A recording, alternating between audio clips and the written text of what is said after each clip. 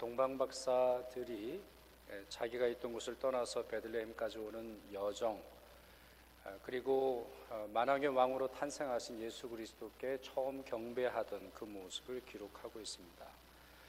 이들에 대한 내용은 짧은 편이죠. 다른 여러 복음서를 비추어 봐도 짧은 내용인데요. 대림절, 특별히 성탄절을 맞는 우리에게 있어서 어떤 모습, 어떠한 마음, 어떤 태도, 그리고 어떤 신앙이 필요한지를 잘 보여준다, 이렇게 말씀을 드릴 수가 있겠습니다. 이들이 갖고 있는 여러 모습, 중요한 모습 5가지를 살펴보려고 합니다. 첫째는 이들은 예배자였고 순례자들이었습니다. 동방박사들은 최초의 예수를 경배한 예배자이지요. 그리고 그 예배를 위해서 먼 길을 찾아 나섰던 순례자들입니다. 이들은 성탄의 본 의미가 예배에 있다고 하는 사실을 우리에게 가르쳐 줍니다. 크리스마스가 Christ, Mass라고 하는 이 두 단어가 결합된 것 아닙니까? 그리스도께 드리는 예배, 그리스도께 경배라고 하는 그런 뜻이지요. 그러나 현대인들은 이 말을 holiday, 원래는 holiday이죠. 그런데 이 holiday를 휴일로, 직장 가지 않고 가게 문 열지 않고 쉬는 날로 여기고 있습니다만, 이 날은 분명히 홀리데이고 이 날은 분명히 크리스마스 연결되어 있습니다. 물론 요즘 시대에도 순례자들이 많습니다. 이제 이번 주부터라고 생각을 하는데, 이번 주부터 올해 말까지 사람들이 가장 많이 크레딧 카드를 쓰죠. 또 다른 순례 행렬에 속하는데 쇼핑 순례자들로 대부분 사람들이 길을 나섭니다. 이 쇼핑센터에서 저 쇼핑센터, 오타와에 없는 물건을 사기 위해서 몬트리올과 토론토까지 먼 길을 마다하지 않죠.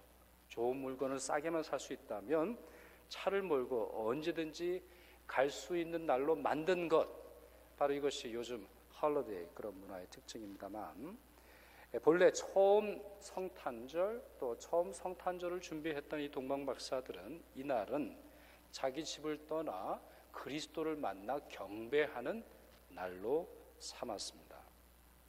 둘째는 이들이 이방인이었다는 겁니다. 이와 같은 예배를 드리는 사람들이 이방인이었다고 하는 사실을 우리는 매우 중요하게 살펴보아야만 합니다. 특별히 복음서에서는 예수 그리스도의 일생, 예수 그리스도의 가장 중요한 사역에 이방인들이 참여하는 것이 바로 그 때가 되었음을 보여주는 것임을 우리에게 설명을 하고 있습니다. 예를 들자면 예수님이 십자가를 지시기 전에, 잡히시기 전에 제자들과 함께 있을 때 누군가 찾아왔다는 소식을 듣습니다. 누구입니까? 이방인들이죠. 정확하게는 헬라인, 헬라파 유대인이 아닙니다.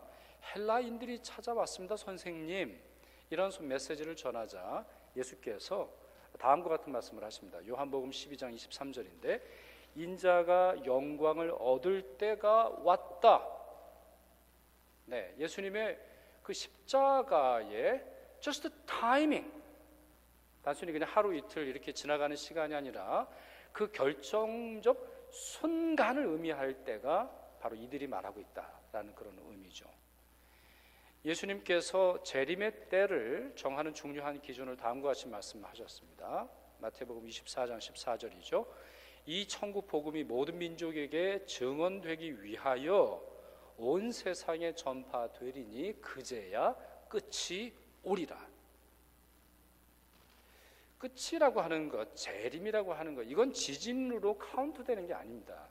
이거는 전쟁으로 카운트되는 게 아닙니다. 모든 열방, 달리 말해서 이방인들 중에 그들의 패스포트, 아니면 그들의 국적, 아니면 그들이 살고 있는 처지를 떠나서 주의 말씀을 들을 때까지 재림은 오지 않습니다. 역으로 말한다면 이방인들이, 세상의 모든 이방인들이, 모든 나라가 주의 말씀을 들을 때 예수 그리스도의 재림이 우리에게 주어지는 것이죠. 요한계시록의 한 모습을 보면 매우 감동적인 모습이죠. 14만 4천 명이라고 하는 예수 그리스도의 인침을 받은 자, 666이라고 하는 그 짐승의 숫자를 받지 않고 믿음을 지킨 자들이 그들 모두가 성가대가 되어서 노래를 부를 겁니다. 그 노래 가사, 그 찬양의 가사가 이렇게 되어 있어요. 각 나라와 족속과 백성과 방언에서 아무도 능히 셀 수 없는 큰 무리가 나와 흰옷을 입고 손에 종려가지를 들고 보좌 앞과 어린 양 앞에 서서 큰 소리로 외쳐 이르되 구원하심이 보좌에 앉으신 우리 하나님과 어린 양에게 있도다. 누가 이 찬양을 부릅니까? 각 나라와 각 족속과 각 언어, 달리 말해서 구약의 용어로 볼 때 이방인들이죠. 정통 유대인들, 혈통으로 난 이스라엘이 아닌 사람들이 그리스도 앞에서, 어린 양 예수 그리스도 앞에서 찬양을 부를 때 바로 예수 그리스도의 원하셨던 하나님의 나라가 우리에게 임하는 것을 설명하고 있습니다. 그러니 여러분, 신약 성경은 우리에게 매우 일관된 사실을 가르쳐 주지 않습니까? 예수님의 탄생 때도 이방인이 예배를 드렸고, 예수님이 십자가를 지시기 전에도 이방인들이 예수 그리스도의 말씀을 듣고자 했고, 그리고 온 열방에게 말씀이 증거된 후에 그 때가 된다고 말씀하셨으며, 그 모든 종말의 완성이 바로 각 나라와 각 족속과 모든 방언에 이르기까지 성도들이 함께 나와 주님께 예배하는 것을 말씀하고 있죠. 그런 점에서 성탄의 절기는 예배의 때이며 동시에 이방인들과 함께 예배하는 때입니다. 가난한 자들과 함께하는 예배의 때입니다. 단순히 넉넉한 사람들끼리 모여서 우리에게 주어진 기쁨을 감사하는 정도로 그치지 않고 그 기쁨이 모자란 사람들, 정말 그 예배에 참여해야 되는 사람들이 함께 나와서 예배할 때 우리의 예배는 가치 있게 되는 것이고, 비로소 이 동방박사들이 드렸던 예배의 모범에 우리가 참여할 수 있는 것이죠. 12월에 바쁜 분들이 참 많죠. 저희 교회도 12월 첫 주에 아주 바빴던 분들이 많으신데, 우리가 함께 예배드리는 이 자리에서 한 150명 정도가 모였습니다. 아랍 출신의 아이들 한 110명, 그리고 그 아이들의 부모님들이 한 40명 모여서 하나님 말씀 듣고 크리스마스 캐롤 듣고 함께 예배를 드렸습니다. 그리고 아이들은 게임하고 선물도 받았고요. 또 어른들은 밖에 나가서 친교실에서 우리 그분들을 향한 이제 아랍어를 쓰는 전도자가 오셔서 말씀을 전하는 그런 기회가 있었습니다. 그리고 그 다음날 토요일입니다. 이게 이제 금요일에 있었고요. 그 다음날 토요일에는 저희 오타와의 구세군 회관이라고 있지 않습니까? 그곳을 부스 센터인데, 그곳에서 크리스마스 디너에 저희 교회 많은 분들이 참여하셔서 함께 찬양하고 말씀을 나누고 식사를 나누는 그런 일들이 있습니다. 또 여러분들 지난주까지 선물을 가져다 주셨을 텐데, 그렇죠? 우리 크리스마스 기프트, 100개 이상 되는 기프트를 여러분들이 만들어 주셨을 텐데, 이제 그런 일들을 나누고 축복하고 예배하고 예수 그리스도의 사랑을 나누는 일들을 12월 한 달간 보내고 있습니다. 저희 둘째 아이가 가장 아끼는 인형이 있습니다. 2004년이라고 발바닥에 이렇게 붙어 있는데요. 제가 토론토 대학에 유학을 할 때 토론토 대학 학생들을 위해서 어느 교회가 준 선물에 그게 있어요. 2004년에 이 선물을 받았으니까 지금 몇 년 지난 거죠? 얘가 14살이에요. 처음에는 진저 브래드맨이거든요. 이게 진지라고 부르는데 처음에 이렇게 통통했어요. 애기 살처럼 통통했는데 14년이 지나니까 얘가 이렇게 쭈그러들어가지고 어떻게 성형 수술을 해주든가 그래야 될지도 모르겠어요.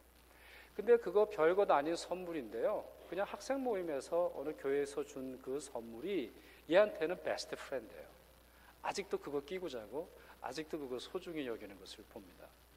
어떻게 보면 우리에게는 큰 선물이 아닐 수 있겠고, 우리에게는 큰 예배가 아닐 수 있겠고, 우리에게는 아주 작은 그러한 모습일 수 있겠지만, 그것이 예배가 되고, 그것이 이방인처럼, 그것이 고아와 객과 가난한 자들과 옷이 없는 자들과 이곳에 정말 뭐라 그럴까요? 낭떠러지 떨어지듯이 찾아온 많은 사람들에게 전해졌을 때 하나님은 놀라운 일을 이루시는 것을 볼 수 있습니다. 이방인의 예배, 그리고 이방인들과 함께 드리는 예배, 이것을 꿈꾸는 것이, 그리고 그렇게 예배하는 것이 바로 성탄절의 예배의 모습입니다. 세 번째는 이들은 빛의 사람들입니다. 이들은 매우 빛나는 사람들입니다. 대림절이 되면 전등이나 초를 켜지 않습니까? 저희 교회도 마찬가지죠. 저희 교회도 이렇게 아름답게 장식을 하는데 이것은 빛의 절기라고 하는 성탄절의 그 의미 때문에 그렇습니다. 근데 여러분 오해하시면 안 돼요. 이 빛의 절기라고 하는 말은 물리적인 빛을 의미하는 것이 아니라 영적인 빛을 의미합니다. 요한복음 1장을 보시면 빛이신 예수 그리스도께서 어둠의 이 세상에 오셨음에도 불구하고 사람들은 그 빛을 몰라보더라 라는 말이 나옵니다. 그와 같은 영적인 무지, 영적인 어둠이 지금까지 계속되는 것이 안타깝습니다만 우리는 이렇게 전등을 밝힐 뿐만 아니라 우리의 마음의 빛을 또 우리 이 세상에 빛을 주시고 우리 따뜻함을 주시고 오늘 우리 성가대가 찬양한 것처럼 작은 불꽃 하나가 예수라고 하는 그 불꽃 하나가 예수를 믿는 공동체의 그 작은 불꽃이 온 세상을 따뜻하게 만들고자 열망하는 것이야말로 이 성탄절의 본래 의미이죠. 근데 여러분 그걸 아십니까? 이 성탄절의 빛의 역사, 빛의 절기라고 부르는 것은 구약시대에 이미 예언되어 있는 말씀입니다. 매우 오래된 소명이죠. 이사야 60장에 이런 말씀이 있습니다. 나라들은 내 빛으로 왕들은 비치는 내 광명으로 나아오리라. 내 눈을 들어 사방을 보라. 무리가 다 모여 내게로 오느니라. 이것이 바로 예수님의 탄생할 때의 예언이고 예수께서 다시 올 때의 예언이기도 하죠. 예수님께서 탄생하시던 날 밤에 모인 모든 사람들은 광채를 보고 왔습니다. 목자가 왜 예수님께 왔습니까? 하늘의 천사들이 나타나서 천사들과 함께 나타난 영광의 광채. 뭘 봤는지 정확하게 모르겠어요. 천사에게서 빛이 났을까요? 아니면 그들에게도 별이 나타났을까요? 아니면 누구죠? 우리 사도 바울이 다메섹 도상에서 보았던 빛을 보았을까요? 정확하게 말 수 없습니다만 영광의 광채를 보면서 한 아기가 태어났고 그에게 경배하라는 메시지를 듣습니다. 이 동방 박사들도 마찬가지 아닙니까? 처음 그들이 집을 나섰던 중요한 이유는 별이 나타났기 때문이었고 그리고 베들레헴까지 올 수 있었던 이유도 별의 인도를 받았기 때문입니다. 저는 오늘 말씀을 묵상하고 또 설교를 준비하면서 이 두 번째 나타났던 별이 저에게는 굉장히 은혜로웠어요. 무슨 말씀인가? 동방 박사들이 동방 어느 나라, 정확하게 어딘지는 사실 모릅니다. 많은 경우는 페르시아, 지금의 이란이라고 생각을 하는데 자 그곳에서 별을 발견하고 집을 나왔습니다.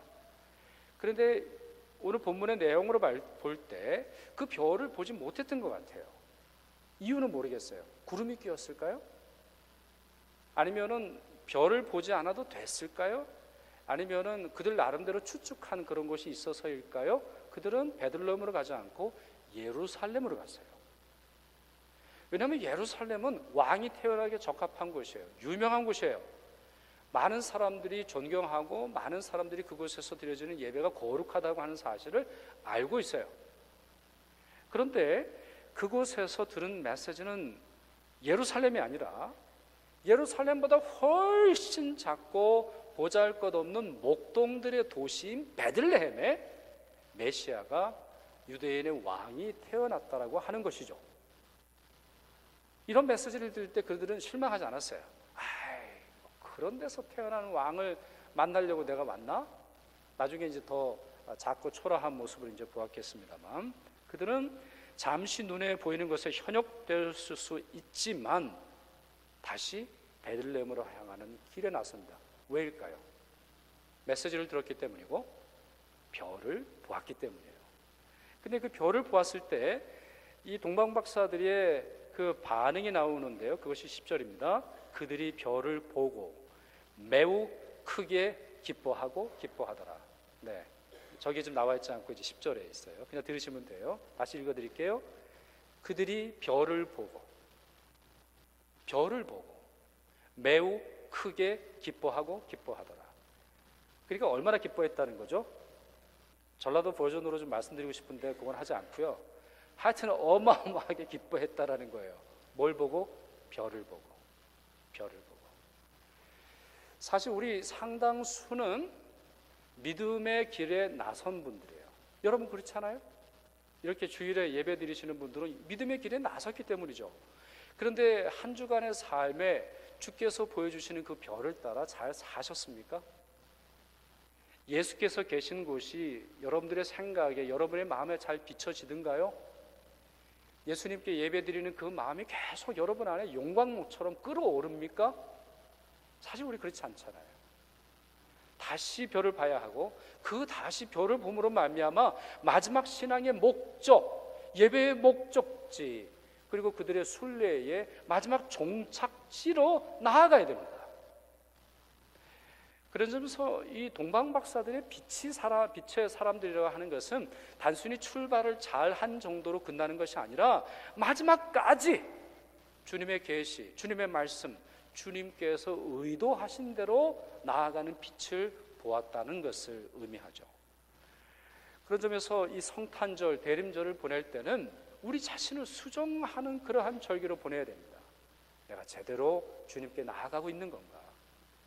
내가 올 초에 믿음으로 시작했다면 이 연말이 될 때까지 별을 보고 따라갔는가?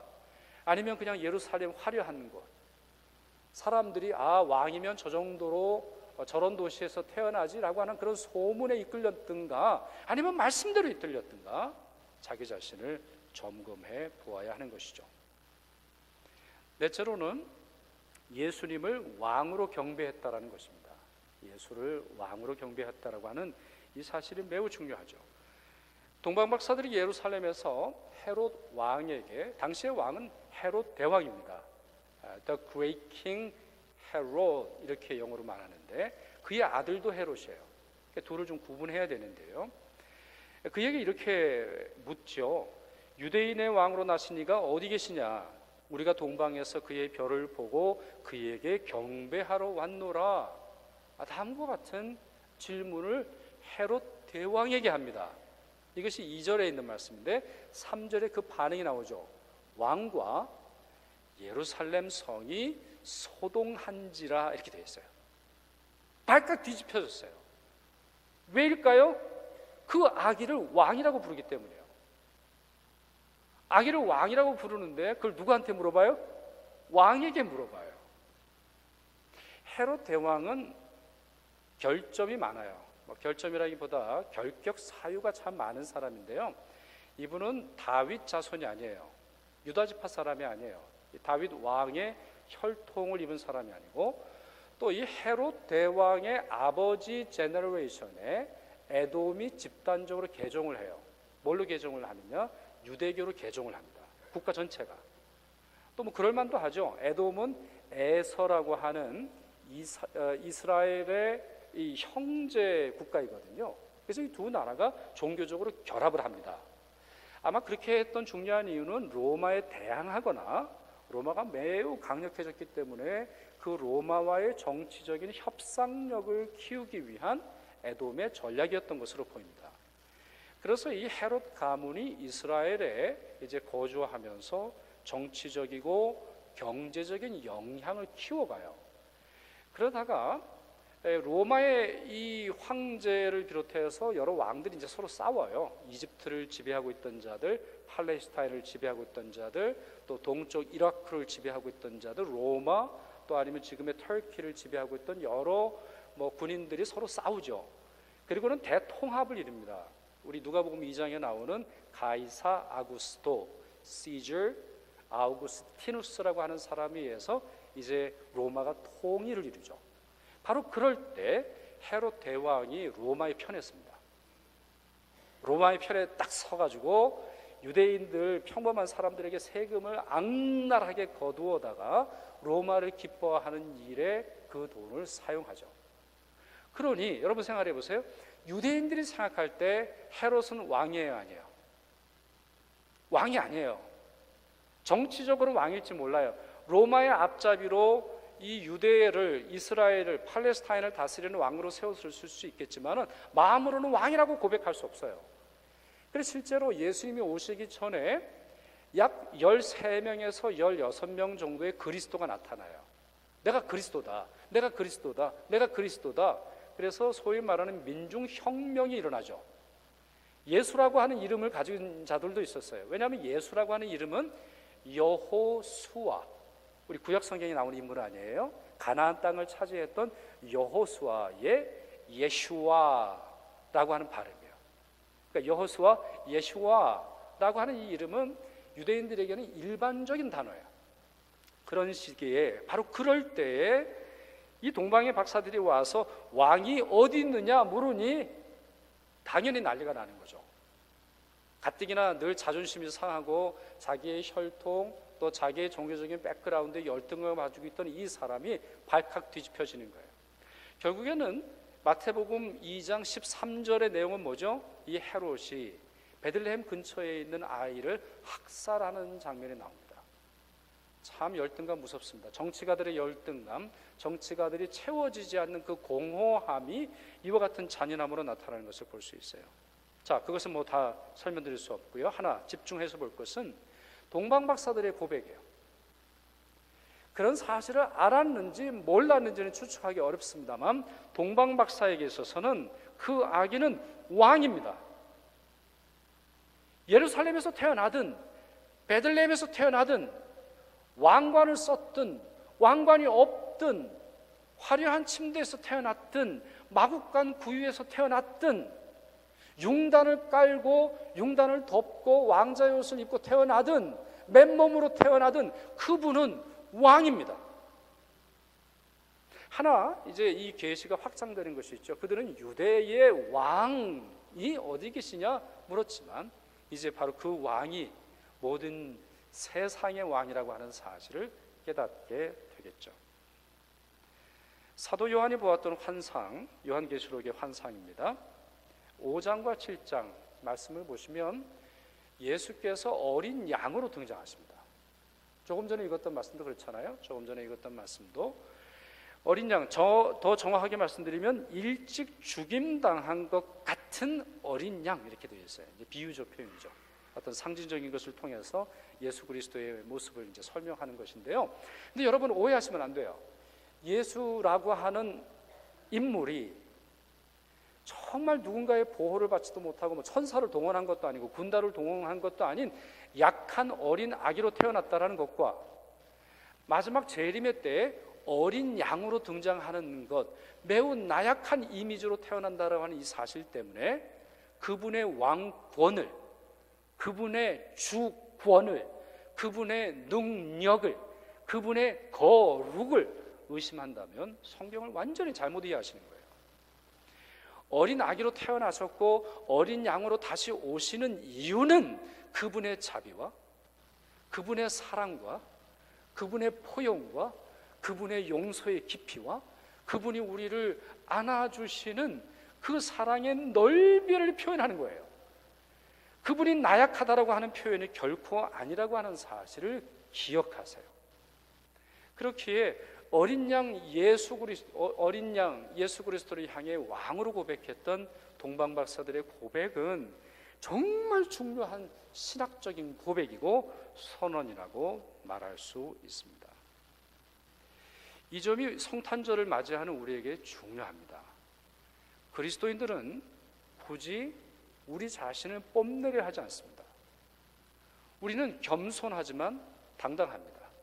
마치 이것은 어린 양으로 오시지만 모든 세상의 심판주로 오시고 어린 아기로 오셨지만 우리의 왕이시라고 하는, 우리가 생각하기에 쉽게 이해가 되지 않는 이 두 개의 상반돼 보이고 또 서로 달라 보이는 이 두 가지가 주님의 은혜 안에서 결합된다는 사실을 알기 때문이죠. 따라서 우리는 어떠한 환난을 당한다 할지라도, 연약해 보인다 할지라도 우리 안에 있는 용기가 사라지지 않는 것을 느끼게 됩니다. 우리는 눈물을 흘리지만 그 안에서 말할 수 없는 용기와 기쁨과 감격 속에서 살아갑니다. 올해뿐만 아니라 내년에 대한 삶의 위협과 어려움이 있지만 우리의 왕이 계시다라고 하는 사실을 우리는 조금도 잊을 수가 없습니다. 우리의 삶의 처지와 또 때로는 우리의 삶도 마국간처럼 이리저리 옮겨 다녀야 하고 이 직장 저 직장 여기저기 내 레주메를 내야 하는 삶의 처지가 있다 할지라도 우리의 영적인 당당함은 전혀 사라지지 않죠. 왜요? 우리가 섬기는 그리스도 때문입니다. 그분은 어린 아기로 태어나셨지만 왕으로 이 세상을 다스리십니다.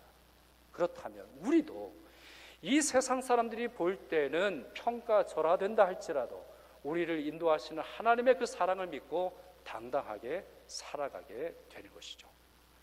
그렇게 성탄절에 우리는 다른 선물이 필요 없습니다. 우리는 다른 선물들이 주어져야 값비싼 보석과 좋은 메이커 옷을 입어야 우리의 정체성이 아름답게 빛나는 것이 아닌 우리의 왕이신 예수 그리스도만으로 만족하게 되는 것이죠. 마지막으로 다섯 번째는 선물, 예물을 드렸다라고 하는 사실입니다. 최근까지 많은 분들이, 많은 성경학자죠, 목사님들 또 주석학자들이 동방박사를 페르시아 사람으로 추측을 합니다. 그런데 그렇지 않은 사람들이 최근에 많이 등장을 해요. 그 이유는 이제 고고학적인 발굴, 그리고 과거의 문서, 이 고대 문서 아닙니까? 2000년 전의 문서니까 이거를 지금 우리가 해석하기 쉽지 않은 거예요. 근데 과학이 많이 발달해서 그 고문서를 해석하게 된 그러한 좀 도움을 좀 받았어요. 톰 라이트라고 하는 분이, 이분은 이 동방박사를 아라비아 사람으로 추측합니다.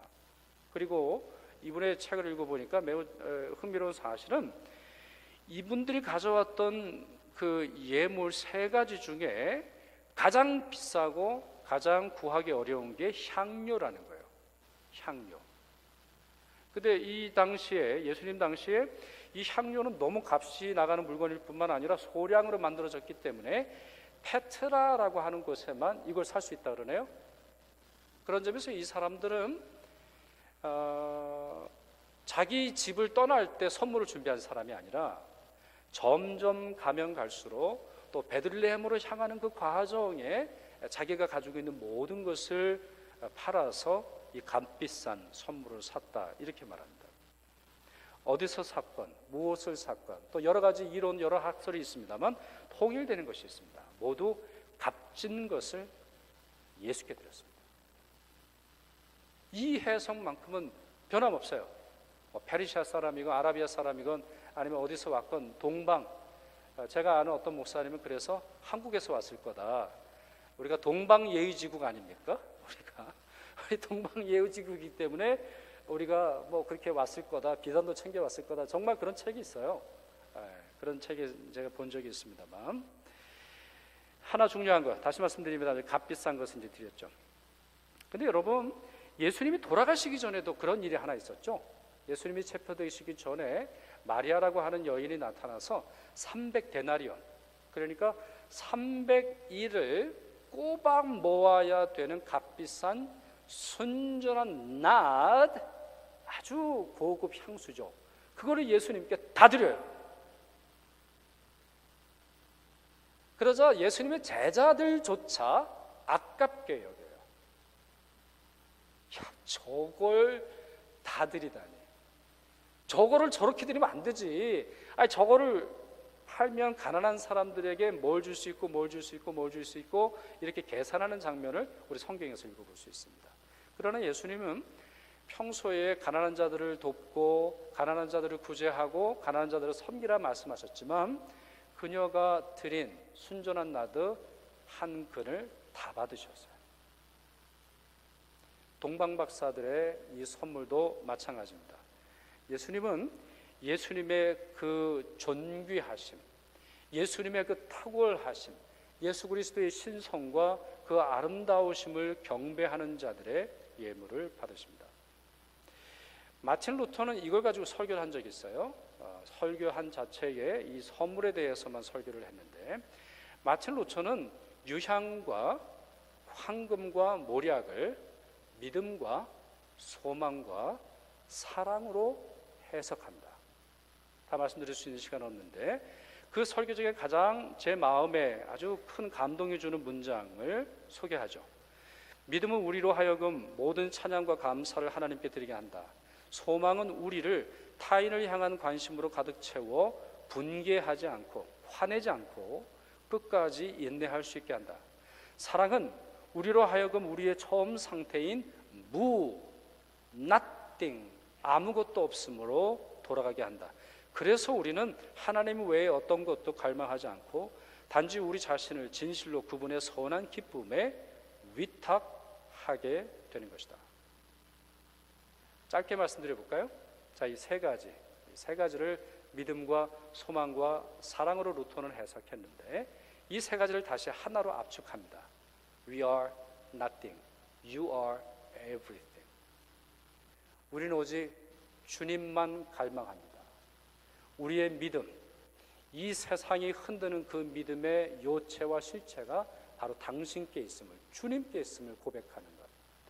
그리고 이 세상의 소망, 우리가 돈으로 채워지지 않고 사람으로 채워지지 않고 어떠한 물건으로도 채울 수 없는 우리 안에 있는 간절한 소망을 채우실 분이 바로 당신이십니다. 그리고 세상 어떤 것으로도 채울 수 없는 우리의 사랑에 대한 갈망이 오직 예수 그리스도라고 하는 이 사실을 고백하는 것. 이것이 바로 동방박사들이 드린 예물의 핵심이라는 거예요. 동방박사들 가장 존귀한 것을 드렸습니다. 자기들이 드릴 수 있는 총체적인 것을 드림으로 말미암아 합당한 예배를 드렸죠. 결론을 좀 내릴까요? 가톨릭 교회의 여러 단점, 문제점 중에 하나는 복음을 전설과 축제로 바꾼다는 거예요. 복음을 복음대로 읽어야 되는데 뭔가 좀 이야기를 만들어서 부풀리는 경향이 있어요. 스페인은 대표적인 가톨릭 국가이죠. 이 가톨릭 국가인 스페인에서 두 날이 가장 큰 축제를 벌입니다. 첫째는 12월 25일, 그리고 둘째는 1월 6일이에요. 두 날 중에 더 돈을 많이 쓰고 더 많은 사람들이 좋아하는 날은 1월 6일이에요. 그러면 12월 25일은 무슨 날이에요? 왜 대답을 특별한 거 아니에요. 알고 계신 그 날이에요. 네, 12월 25일. 갑자기 12월 25일은 성탄절이에요. 근데 아마 이것 때문에 그러실 거예요. 아니 이게 제일 큰 명절이 돼야 되잖아요. 이게 큰 축제가 돼야 되잖아요. 근데 1월 6일이 더 커요. 1월 6일 퍼레이드가 어마어마해요. 이때 여러분 스페인 가시면 잘못하면 굶으실 수도 있고 아니면 정말 물가가 엄청 뛰어서 난리 날 수 있어요. 그러면 12월 25일이 예수님의 생일이라면 1월 6일은 누구의 날일까요? 동방박사의 날이에요. 좀 웃기지 않습니까, 여러분? 동방박사가 성경에 기록된 이유는 믿음이 좋아서예요. 믿음이 탁월해서예요. 그들이 보였던 신앙의 모범이 기억될 만하기 때문에 주님께서 기록하게 하셨어요. 그러나 그들이 성경에 기록되어야 하는 이유는 무엇입니까? 예수 때문이죠. 예수를 밀치고 예수를 경배하는 자들이 더 경배받을 때 큰 문제가 생기는 거예요. 예수를 높이고 예수를 존귀하게 여겼는데요, 그걸로 말미암아 예수보다 더 큰 영광을 받는다면 문제가 있는 거죠. 여러분, 가톨릭 교회 성당을 가보면 성당 제단에 마리아가 예수 그리스도를 안고 있는 모습을 볼 거예요. 네, 여기까지는 성경적인 건 맞아요. 왜냐하면 오늘 본문 11절을 보면 동방박사가 집에 들어갔어요. 그런데 다음과 같은 걸 봅니다. 아기와 그의 어머니 마리아가 함께 있는 것을 보았다, 이렇게 되어 있어요. 그래서 여러분, 어디나 파리도 마찬가지고 전 세계의 노틀담이라고 하는 성당을 여러분 보실 거예요. 어느 도시에나 가장 화려하고 가장 큰 성당이죠. 노틀담이라고 하는 말은 노브 마담 마리아 성당이라고 하는 말이에요. 그 성당은 대부분 마리아가 강조되어 있어요. 근데 여러분, 11절은 다음과 같이 되어 있습니다. 동방박사가 아기와 그의 어머니 마리아가 함께 있는 것을 보고 엎드려 아기께 경배하고 되어 있어요. 아기께 경배하고라고 되어 있어요. 그 누구도 경배의 대상이 될 수 없는 사실을 성경은 명료하게 기록해 놓고 있죠. 동방박사들이 이런 축제, 또 마리아를 예수님과 함께 숭배하려고 하는, 다 그런 것은 아닙니다만 캐톨릭이라고 해서 이와 같은 태도 우리에게는 혹시 없는지 생각해 봐야겠습니다. 성탄절, 또 대림절, 이때 정말 동방박사들의 선물을 드린 모습처럼 주님만을 갈망하십시오. 그리고 어떤 순례자로 살아야 할지 기억하십시오. 기도하겠습니다. 아기로 태어나시어 겸손과 사랑을 나타내셨던 주님, 오늘 말씀에 나오는 동방박사들의 모습을 살펴보았습니다. 저희도 그런 신앙으로 살며 저희도 그런 신앙으로 재림의 주를 맞이하도록 도와주시옵소서. 동방박사들의 실수처럼 저희도 화려한 성전 건물에 이끌리고 도시의 거리를 방황하곤 합니다. 그럴 때마다 저희에게 밝은 말씀, 기쁨의 말씀, 하나님의 길을 새롭게 깨닫게 하는 말씀 허락하여 주셔서 바른 순례의 길로 나아가도록 이끌어 주시옵소서. 무엇보다 주님의 탄생과 재림을 기억하고 소망해야 할 이때에 안락함과 이기적인 마음에 머물러 있지 않도록 저희 영혼을 일깨워 주시옵소서. 사랑과 자비의 구주 예수 그리스도의 이름으로 기도드리옵나이다. 아멘.